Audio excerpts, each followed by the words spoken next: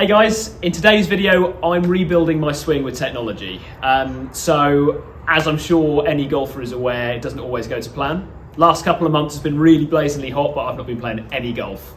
Due to a combination of COVID and back issues, I've not been on a golf course since August, and I've come back hitting balls and put it this way, I'm struggling a little bit. So I've come in here to talk to Lewis. We've been working together for about 1.5 years now on my swing, about when I'm coming back, what's going on. And as you will see, I am suited up with a few little bits and bobs. We're going to talk a little bit about how 3D can help my swing.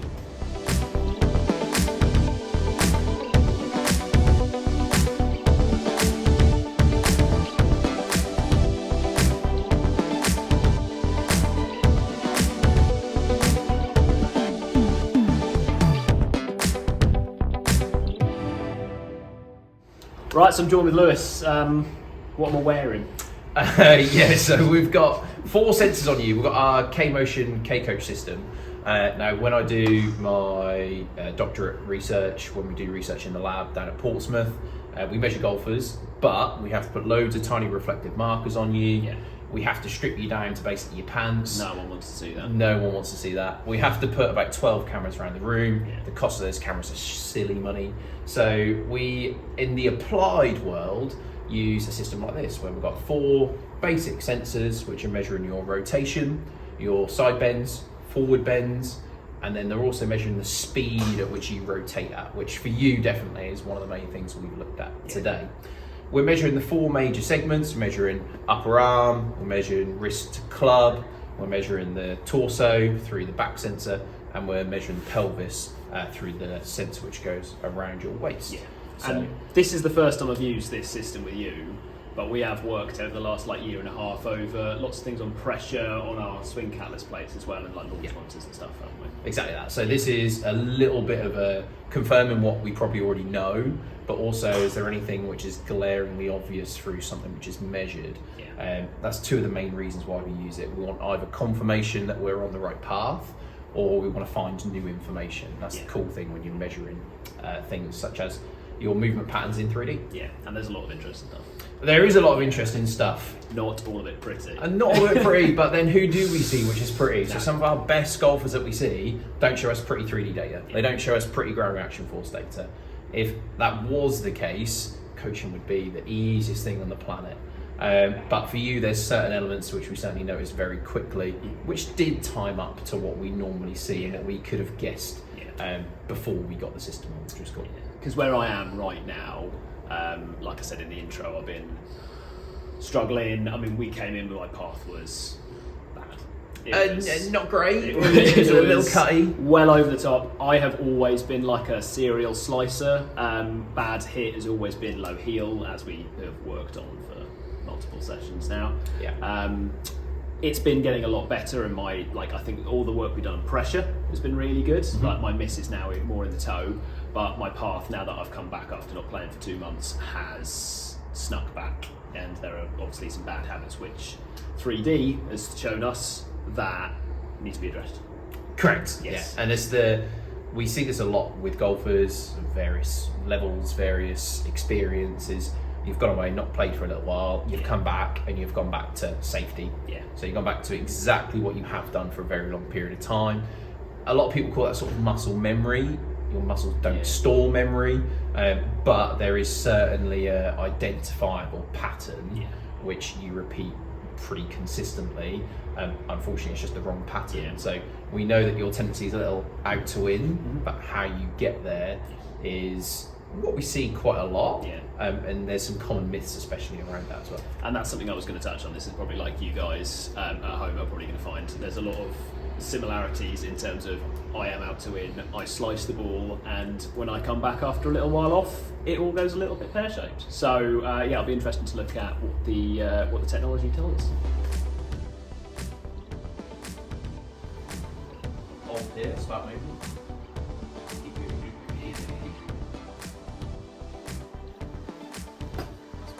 Then you'll see that it then goes this way.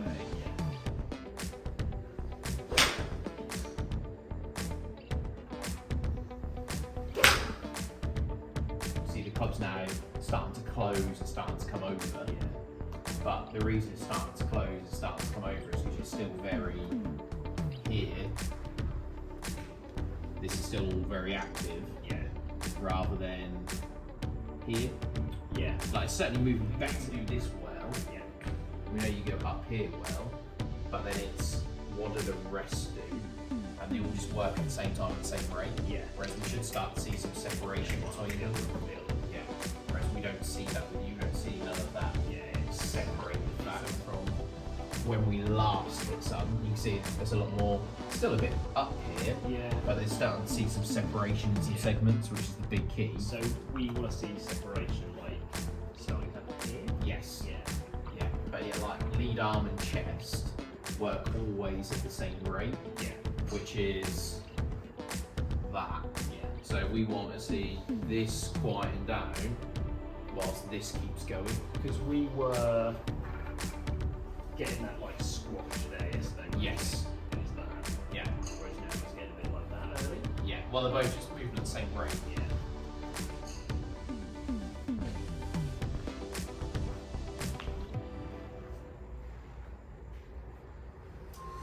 Right, well, loads of detail in there. Lots of things to work on. Well, there's lots of things to work on, but it's relatively simple, right? Yeah. It's not like we're giving you 101 million things. Yeah. The big key for you is taking attention away from the club Yeah. and what position it's in, and turning more attention to how you move. Yeah. So we see this all the time. Is even as we're probably going to progress, there's going to be times in your practice where we know we want the club in a certain position, but that's a secondary portion. Like, that's not the primary idea. The primary idea is I'm going to move well, and that's going to get the club into a good position. Yeah. Too many golfers are a bit like, at P5.5 I need to be X, Y, and Z. It's like, yeah, that might be the end goal. Yeah.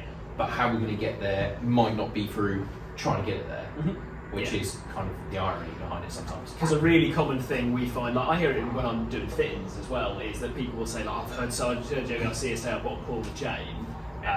And that's a little bit of the feeling I was almost trying to do at first, because what we've worked on is I've got this move at the top where I pull my hands in front of my body, where I'll then obviously have to pull across it. That's creating my path being 8 or 9 out to in.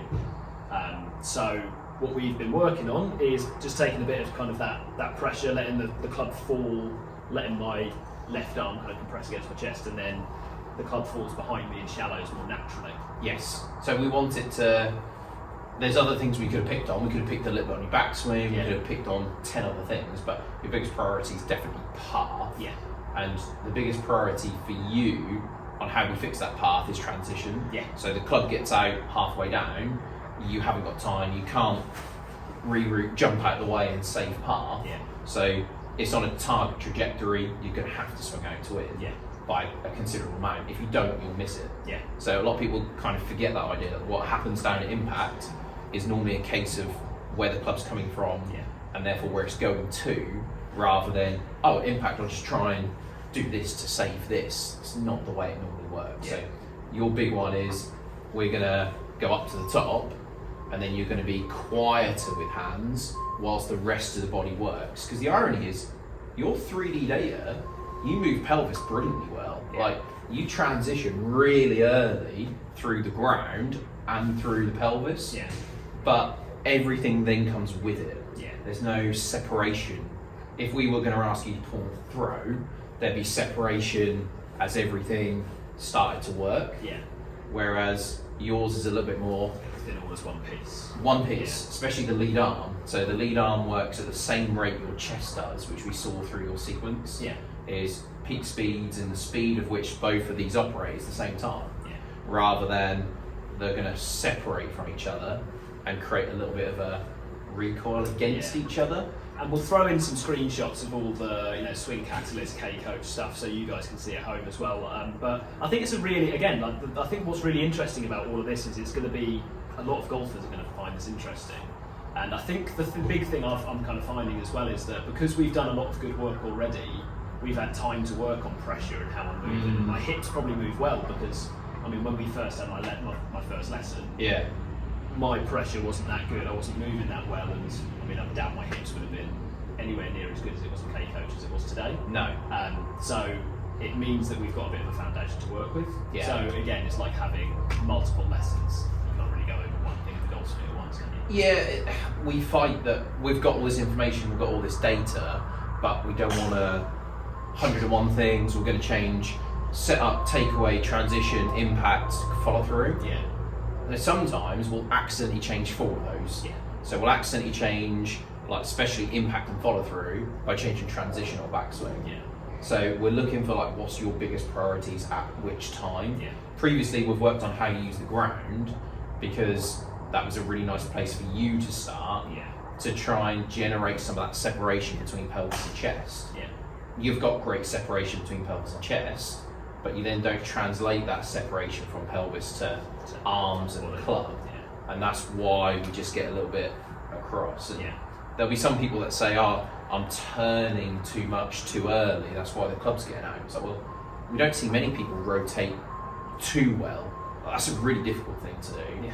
But it's can you be a little bit more patient with what's going on with the club, just like that sort of throw-in and other sports analogies. Yeah. They're a lot more later. I think that was the whole like laggy type idea, which so many people was referring to. Yeah, lag, X factor. Yeah, you're storing energy somewhere else and then waiting for it to catch up, which is correct, but how we do it isn't through stopping one thing from working. We're just trying to be a little bit more sequenced with our events. Yeah. And so going away, so like putting, obviously I'm the student, putting the golfer's kind of hat on, I think you touched on obviously not having changing too much, because as I make this change, I mean what we found is that I've got to practice this at like 20 miles an hour slower Correct. than I am normally swinging, because my bones, my muscles want to do the movement I've already done. Yeah, so there's a little bit in there as well as soon as we've seen your speed go up today, Yeah. your brain's gone, oh, speed! Yeah. And that means hand goes straight out, Yeah. and you're in trouble. Yeah. So for some people, we can get them swinging full speed pretty quick, pretty fast. For you, we're trying to teach you the speed can come from other areas, so we're going to have to be a bit quiet to start with, and just not worry about speed. And also not be afraid to hit some shots which definitely go right, but they're a push to the right. They're not a slice to the right. So confident that the club can come inside, the face might be wide open, but again, that's another issue which we can start to target. And we could look at that today, but my bet is we come see you in 5 days and you're kind of stuck still up here. So we're just targeting one area at a time, especially because we've got the benefit of getting hold of you once a week rather than some people don't have that benefit, which then makes obviously our job and their job a little bit harder. Yeah, cool, brilliant. Lots of slow practice swings then. Yes.